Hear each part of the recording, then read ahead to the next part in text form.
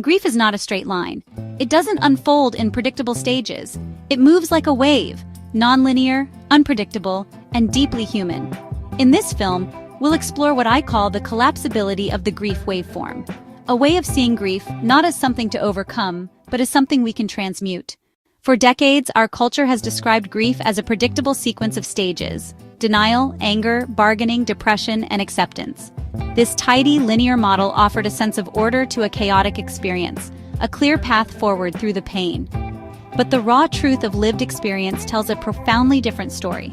We do not walk through grief in a straight line, ticking off stages as we go. This linear progression is a myth that doesn't honor the real, complex journey.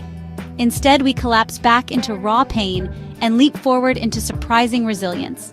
We cycle, repeat, and shift. Grief is not a line to be walked. It is a powerful, organic waveform with its own unique rhythm of peaks and valleys. In quantum physics, a particle exists in many possible states until it is observed. Observation collapses its wave function into one lived reality. Grief behaves in the same way. When we focus on absence, we collapse into despair. When we focus on memory, we collapse into presence. Observation changes everything. Through field-linked cognition, we recognize that thought and feeling are not locked inside the brain. They resonate through a shared field, a ritual, a candle, the sound of a name spoken aloud.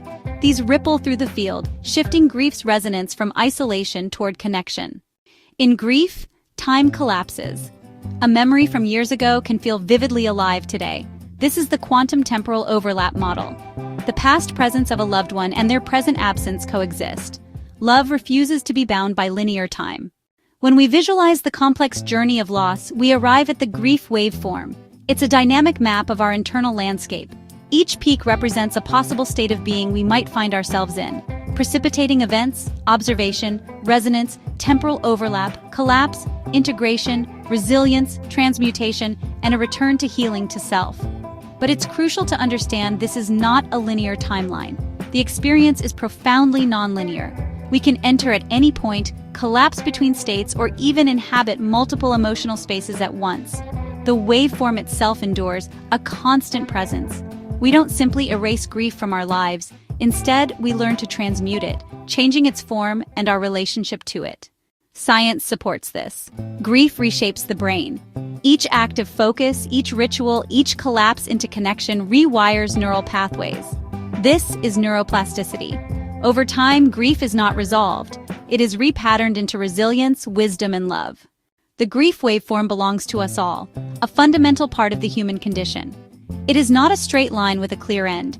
It is collapsible, nonlinear, and endlessly alive. We are not meant to conquer it as if it were an enemy.